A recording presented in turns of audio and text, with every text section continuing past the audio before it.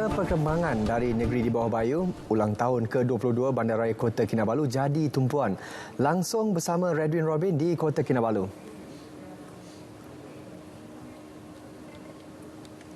Baik Sahih, Dewan Bandaraya Kota Kinabalu DBKK giat mengenal pasti pelbagai potensi pembangunan bandaraya yang akan diperkasa melalui strategi terancang dan inklusif. Ini termasuk pewujudan Love KK Network bertujuan menghidupkan kesedaran awam dan rasa cinta kepada bandaraya Kota Kinabalu.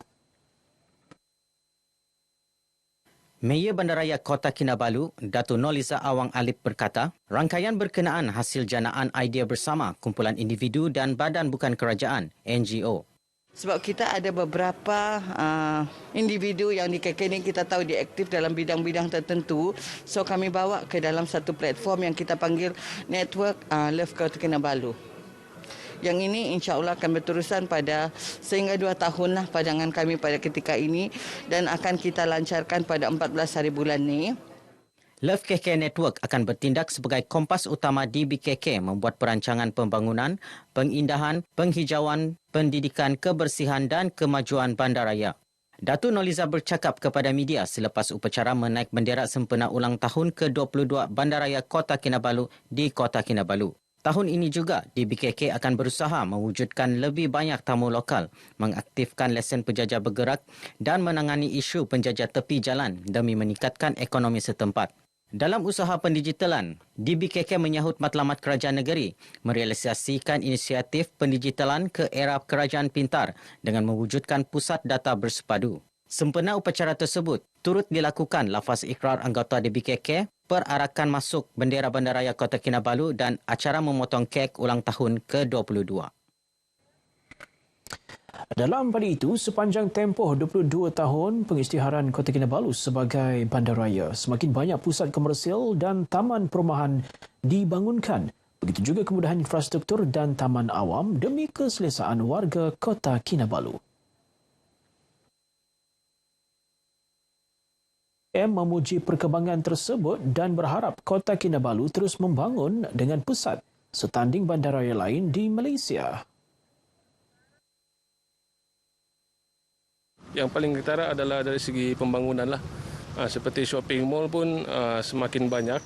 Saya berharap suatu hari nanti ada kemudahan yang lebih maju dan memudahkan rakyat lah seperti LRT macam lah di area Semenanjung.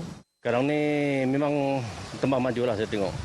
Dari segi pemandangan semua, ekonomi pun semua dari dulu dan sekarang ni adalah lebih baik lagi lah.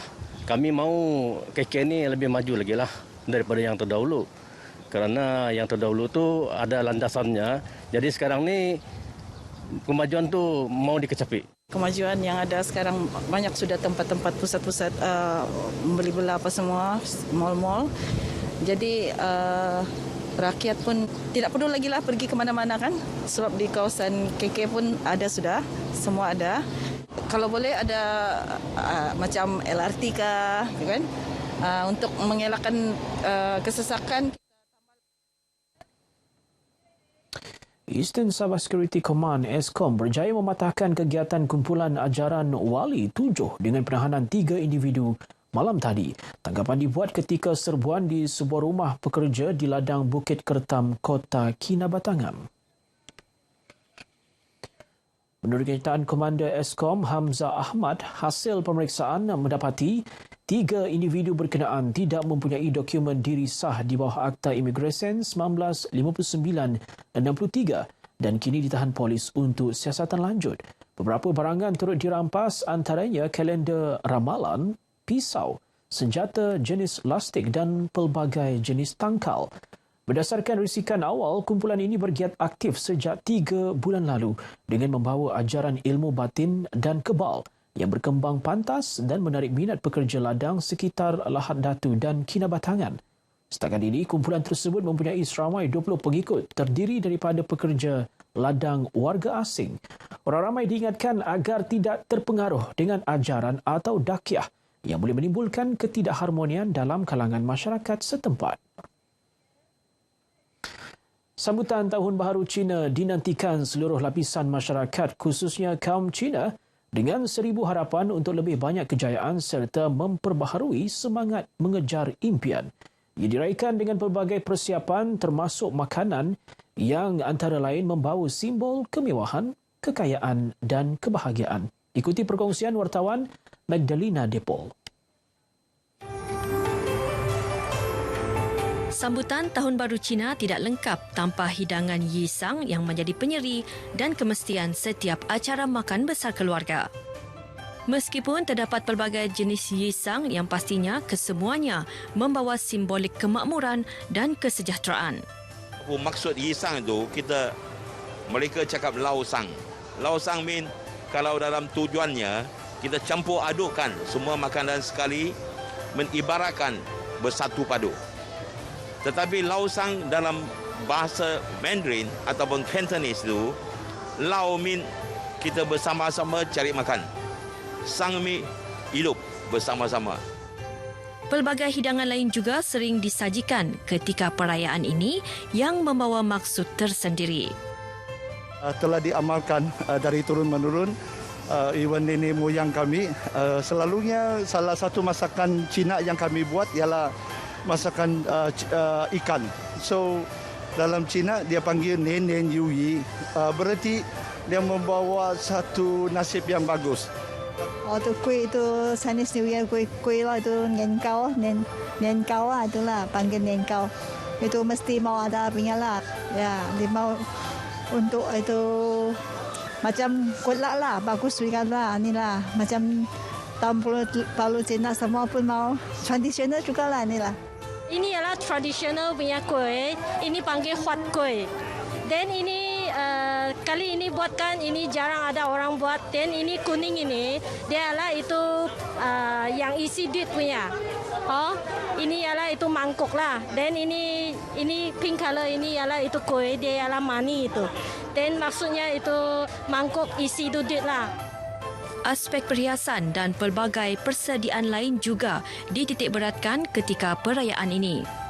Yang paling common lah, nanti nanas nanas bunga ini, ada juga bambu, macam kasih feng shui begitu.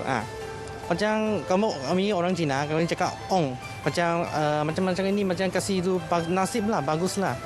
Yeah, this pomelo leaf normally in our Chinese custom, normally we take bath with it on the New Year Eve. Normally, just before reunion dinner, we have to use this one to take bath. Meaning that we get rid of all those bad lucks, we bring a good luck to our life. Ini tradisi Cina untuk mandi supaya luck feng shui bagus, itu kepercayaan kaum Cina. Kami menjual macam-macam sayur, keperluan untuk Tahun Baru Cina hanya sekali setahun. Yang pasti, perayaan ini memperlihat kayanya amalan budaya kaum Cina yang turut dikagumi masyarakat lain. Semoga tahun ini dikurniakan kemewahan, kekayaan dan kebahagiaan buat seluruh keluarga Malaysia.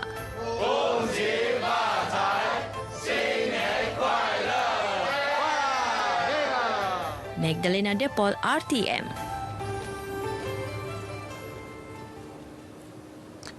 Baik, paparan itu tadi mengakhiri perkembangan berita dari negeri Sabah untuk petang ini. Raikan Tahun Baru Cina dengan penuh toleransi dan tanggungjawab. Kita masih perlu patuhi SOP untuk mengelak penularan pandemik. Kembali bersama Sahih untuk laporan lanjut dalam berita wilayah. Sahih. Terima kasih Edwin. Baik, saudara-saudari, kita akan berhenti berehat seketika dan akan kembali selepas ini.